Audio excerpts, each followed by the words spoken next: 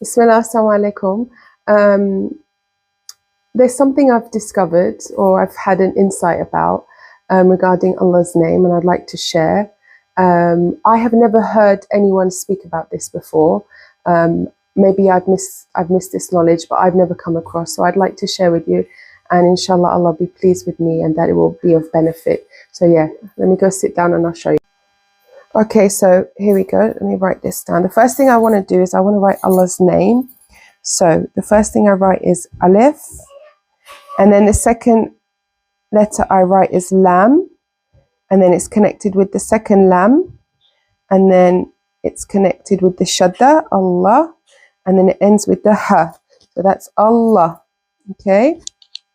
Now, before I talk about what I want to talk about, I just want to show you in the Holy Quran in Surah Yasin, chapter 36, ayah 36. By the way, that 33 is very significant itself.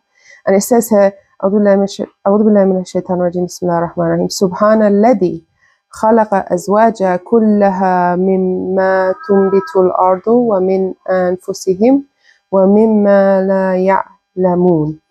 Allah, it says, Allah has created everything in pairs, everything that we can imagine. We can't imagine the seen of the unseen. And so 36, and this number itself is very symbolic, how it's matching, but I'll talk about that in another video. So yeah, going back to Allah's name, I just wanted to point out that if we look at the first letter, okay, it represents a vertical reality, the reality of transcendence, right? Heading upwards from the bodily reality to the spirituality. And this is something masculine, okay?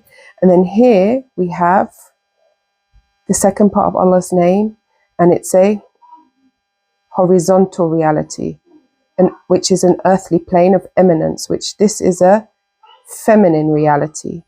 And furthermore, we can see not only is the masculine one which is upright, okay, which we can understand as the male body, right, specific parts which define him as a man is something upright.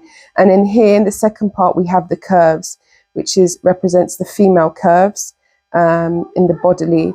But quickly before I finish, I just want to show you that it's also in 3 sections. We have the maiden, the mother, and the matriarch. And the mother has a crown, okay? And these are the 3 stages of female transformation.